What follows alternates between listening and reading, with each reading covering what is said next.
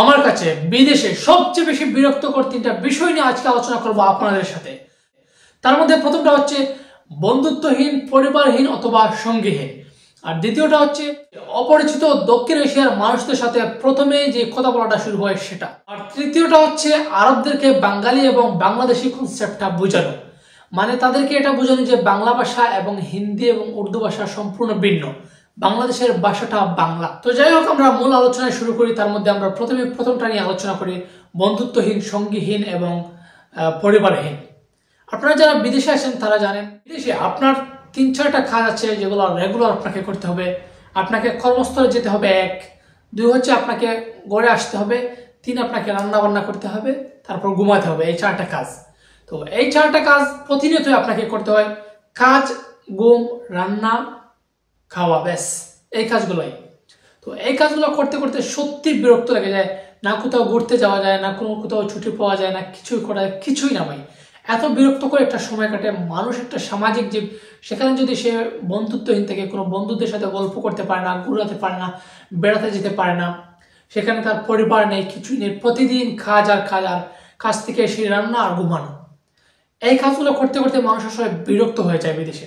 তো মাশাআল্লাহ, যারা বিদেশে একটা ভালো একটা পজিশনে আছেন, যাদের কর্মঘণ্টা কম, মানে তারা কম সময় কাজ করেন, যেমন 8 ঘন্টা থেকে শুরু করে 10 ঘন্টা বা আরো কম কাজ করেন, তারপর ফ্রি, তারপর তাদের সাথে বন্ধু বান্ধব আছে, সবাই ঘুরতে যান, বেড়াতে যান, তারা গল্প করেন, তাদের কথা ভিন্ন। কিন্তু বেশিরভাগ প্রবাসীদের রোলস হচ্ছে তাদের কর্মঘণ্টা বেশি, তাদের রান্না করতে হয়, তাদের ঘুমানোর জন্য কম সময় থাকে, তাদের বেড়ানোর জন্য কোনো সময় থাকে না, তাদের ছুটি নেই।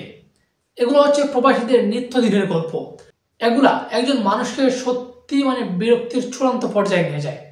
তো যাই হোক, আমরা আলোচনা করি এখন দ্বিতীয়টা নিয়ে। আপনারা নিশ্চয়ই অবগত আছেন যে মধ্যপ্রাচ্যে আসলেই আরবি ভাষার পাশাপাশি হিন্দি অথবা উর্দু শিখতে হয়, এরকম একটা মাইন্ডসেট আমাদের মধ্যে আছে।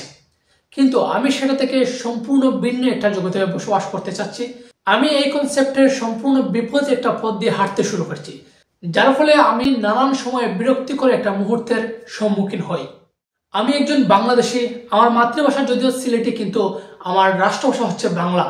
এই জন্য আমি বাংলা ভাষা পারি, অথবা বাংলাদেশের সবাই বাংলা ভাষায় কথা বলতে পারে বা কথা বলে। যখন আমি মধ্যপ্রাচ্যে আসবো তখন তাদের ভাষা হচ্ছে আরবি, সুতরাং আমাকে আরবি ভাষাটা শিখতে হবে এবং এই ভাষাতে আমার কনভারসেশন চালাতে হবে। আরবদের সাথে বলুন আর অন্য কোনো দেশের মানুষদের সাথে কথা বলুন, তখন আমি কিন্তু আরবি ভাষাটা ইউজ করব। কিন্তু ভারতী, পাকিস্তানি বা নেপালি বলুন, বাংলাদেশি, তারা এমন একটা পরিস্থিতি ক্রিয়েট করে রেখেছে যে যখনই তাদের সাথে কথা বলতে হয় তখনই হিন্দি অথবা উর্দু দিয়ে কনভারসেশন শুরু করতে হয়, যেটা আমার জন্য সত্যি বিরক্তকর। আমার প্রশ্ন হচ্ছে, আমি কেন হিন্দিতে কথা বলবো? আমি কেন উর্দু শিখবো? আমি কেন তাদের সাথে হিন্দি অথবা উর্দুতেই কনভারসেশন করব? আমি যেহেতু মধ্যপ্রাচ্যে আছি, আমি আরবিতেই সবার সাথে কনভারসেশন করবো, আমাকে কেন হিন্দি অথবা উর্দু শিখতেই হবে? ফলে যখন কোনো মানুষের সাথে আমার দেখা হয় আর আমি আরবিতে কনভারসেশন শুরু করি, তখন তারা আমাকে হেয় প্রতিপন্ন করে এবং তারা আমার সাথে জোর করে হিন্দি অথবা উর্দু বলতে চায় বা বলা শুরু করে। যখন কোনো বাংলাদেশের সাথে দেখা হয় তখন সেটা বাংলাদেশি নাকি ইন্ডিয়ান নাকি কোন দেশি সেটা মুখ্য বিষয় নয়, তারা শুরু করে হিন্দি দিয়ে কনভারসেশন, যেটা আমার জন্য সত্যি বিরক্তকর। যখনই কোনো ভারতীয়, পাকিস্তানি অথবা নেপালিদেরকে যে বলি আমি বাংলাদেশি, আমি হিন্দি অথবা উর্দু পারি না, তখনই সাথে সাথে তাদের প্রশ্ন, তুমি হিন্দি কেন পারো না? তুমি বাঙালি না? আমি বলি, ওই বাংলাদেশি হই আর বাঙালি হয়ে যাই, হয় আমি হিন্দি পারি না, ব্যাস এখানে এনাফ। কিন্তু না, তারা সেটা মানতেই চায় না। তারা বলে, তুমি হিন্দি কেন পারো না? তুমি পারতেই হবে তোমাকে, তুমি কেন পারো না? এই সেই হ্যান তেন নানান সমস্যা ভাই। এই হচ্ছে একটা সমস্যার সম্মুখীন হয়। তাদেরকে যদি বলি আমি হিন্দি পারি না অথবা উর্দু পারি না, তারা জোর করে আমার সাথে উর্দু বলবেই, হিন্দি বলবে, এরকম একটা পরিস্থিতি। তারপর আমার অনেক আছে যাদের সাথে আমি আরবিতে কনভারসেশন শুরু করি, কিন্তু তারা আমার আরবিকে পাশ কাটিয়ে তারা হিন্দি অথবা উর্দু কনভারসেশন শুরু করে। যখনই আমি বলি যে আপনি আরবিতে কনভারসেশন শুরু করেন, তখনই তাদের প্রশ্ন, তুমি কি সৌদি? এই প্রশ্নের জবাবে আমি তাদেরকে তখনই প্রশ্ন করি, তাহলে আমি কি ভারতীয় অথবা পাকিস্তানি? তখনই তাদের কথা, তুমি বাঙালি না? তখনই আমার উত্তর হয় যে হ্যাঁ, আমি অবশ্যই বাংলাদেশি। তখন তারা বলে, বাংলাদেশের সবাই হিন্দি পারে, উর্দু পারে, তুমি পারবে না কেন? আমি তাদেরকে উত্তর দিই যে ভাই, বাংলাদেশের ভাষা হচ্ছে বাংলা, এখানে আপনার জোর করার কি আছে? আপনি আরবিতে কনভারসেশন চালানো অথবা আপনি বাংলায় বলেন, আমি আপনার সাথে কথা বলবো। কিন্তু তারা এটা মানতেই চায় না। এইসব নিয়ে ভাই প্রতিদিন একটা নানান কেচাল হয়, নানান সমস্যা হয়, এই বিশেষ করে ভারতীয় এবং পাকিস্তানিদের সাথে, যেটা সত্যি আমার জন্য বিরক্তকর। এবং আমি মনে করি এরকম বিরক্তিকর মুহূর্তে আমার মতো অনেকেই পড়েন। তো এই সমস্যার সমাধান কি? এই সমস্যার সমাধান নিয়ে আমি আলোচনা করবো অন্য কোনো ভিডিওতে। আমরা তৃতীয় পয়েন্টে চলে যাই। তৃতীয় পয়েন্টটা হচ্ছে আরবদেরকে বোঝানো যে বাঙালি এবং বাংলাদেশি কনসেপ্টটা।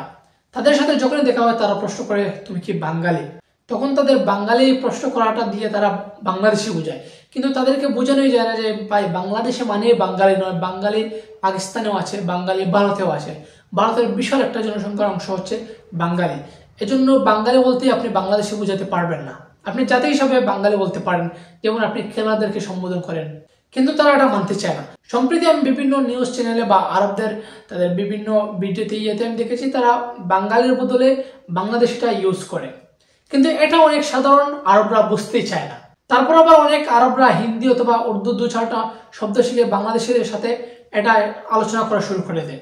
তারা হিন্দি অথবা উর্দুতেই কথা বলা শুরু করে দেয় বাংলাদেশিদের সাথে, দুই একটু তারা যেটা জানে তারা হয়তো আনন্দের সাথে কথা বলে, কিন্তু তারা মনে করে বাংলাদেশের ভাষা হচ্ছে হিন্দি অথবা উর্দু, ফলে তারা বাংলাদেশের সাথেও এভাবে হিন্দি অথবা উর্দু যে 2-1টা শব্দ শিখে সেটা ইউজ করা শুরু করে।